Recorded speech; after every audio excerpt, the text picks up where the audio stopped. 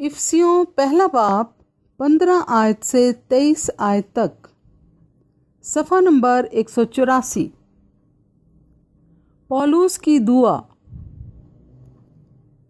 इस सबब से मैं भी उस ईमान का जो तुम्हारे दरमियान खुदावंद यीशु मसीह पर है और सब मुकद्दसों पर जाहिर है, हाल सुनकर तुम्हारी बाबत शुक्र करने से बाज नहीं आता और अपनी दुआओं में तुम्हें याद किया करता हूँ कि हमारे खुदावंद यीशु मसीह का खुदा जो जलाल का बाप है तुम्हें अपनी पहचान में हिकमत और मुकाशवा की रूह बख्शे और तुम्हारे दिल की आंखें रोशन हो जाएं, ताकि तुमको मालूम हो कि उसके बुलाने से कैसी कुछ उम्मीद है और उसकी मेरास के जलाल की दौलत मुकद्दसों में कैसी कुछ है,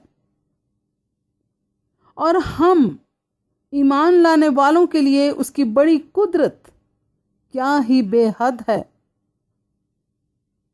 उसकी बड़ी कुव्वत की तासीर के मुआफिक जो उसने मसीह में की, जब उसे मुर्दों में से जिलाकर अपनी दाईं तरफ आसमानी मुकामों पर बिठाया और हर तरह की हुकूमत और इख्तियार और कुदरत और रियासत और हर एक नाम से बहुत बुलंद किया, जो न सिर्फ इस जहान में बल्कि आने वाले जहान में भी लिया जाएगा, और सब कुछ उसके पांव तले कर दिया और उसको सब चीज़ों का सरदार बनाकर कलीसिया को दे दिया।